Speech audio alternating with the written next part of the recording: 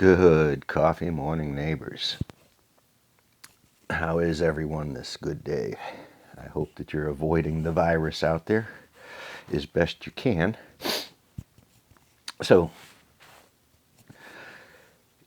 when you go back and look through all the dust that's settling now about the COVID-19 virus, what you need to do, what you could do, is go back and look for, I'm not sure exactly what they're called, but it's a graph of the infections, of the spreading of the virus basically across the globe now, which it's going to do. This is the way viruses work. We're still learning as a population about it, but some people know very well and have known for a long time. There used to be an office in the presidencies to help if something like this arose. But because a black man created it, I suppose, Republicans hate it. And so they shut it down. Now, what's amazing, if you listen to, what was it, the Office of Disease or something, the president had no idea it was shut down. It was shut down by Republicans and these libertarian hate groups behind Republican politics these days. They're pushing a God because it works, but that's not how it works in the real world, so good luck with these.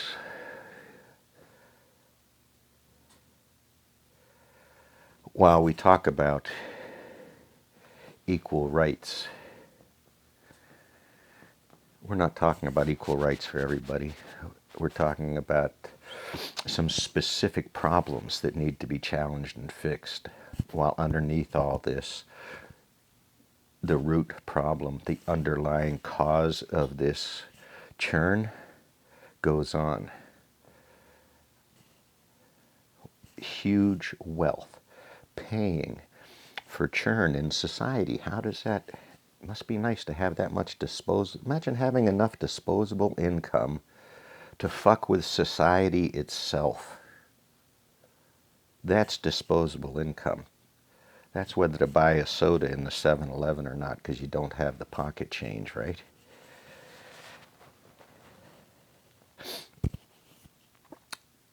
So, somehow that's not news that a subversive organization, the Federalist Society, has chosen federal court appointees. And where's the media outrage? Where's the coverage? Where's the... It's out there. You can see it and you can smell it. The grift these people have done, and the Democrats have just been hanging on, thankful for the bones and the dribble that they get from it. This is tough to watch.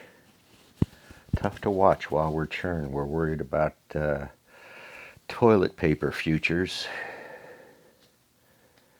The mining goes on, the theft goes on, the wealthy pass money amongst each other in secret bank accounts and offshore accounts, pat each other on the back at how well they're doing.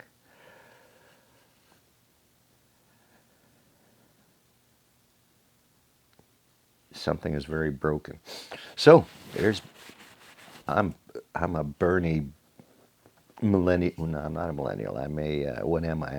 I'm a boomer, right? So in our politics, federal government, Department of Defense has solicited bids worth tens of millions of dollars for small portable modular reactors. These failed before in history. They proved untenable, unusable, a stupid idea, a waste of money, and yet we keep doing. A small modular reactor supporting a combat area. Guess what the target's going to be? So with that small modular reactor, you're going to bring missile banks and radar sets and more things that need energy to run so you can justify your nuclear reactor. Little kingdoms out in the hills we're going to build. Our defense spending is pathetic. Republican hate politics, fear politics, panty-waist men posing in suits. The Tea Party just meant to create divisiveness. No forward thinking, no forward. They want to go back to the 1950s and Andia Mayberry wasn't real. Cut us some slack. We're here today. So as you can tell, it's a frustrated day again.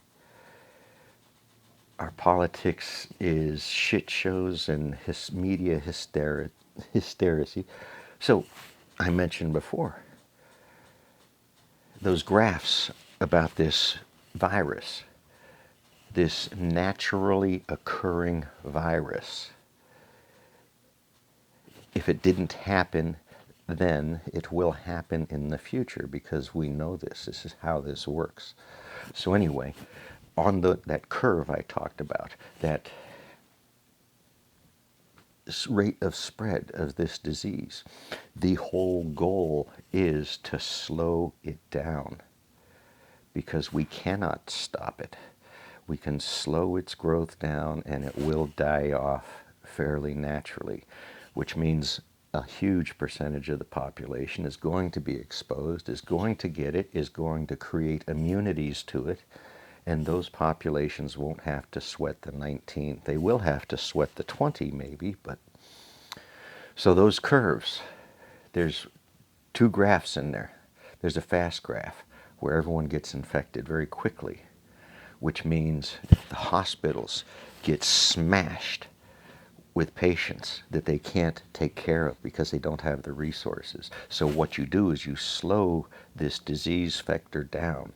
You try to manage the herds a little bit. This is herd theory we're into now, not individual human bullshit egos and I'm special thinking stuff. So that's herd immunity, and it gets built whether the herd likes it or not. Billion-year-old planet. Human rights to medical care created by the medical profession, not a god. Thanks for listening. Hope it helped. This is meant to start an argument somewhere else, but you can bring the argument here. All of these are meant to start an argument someplace else.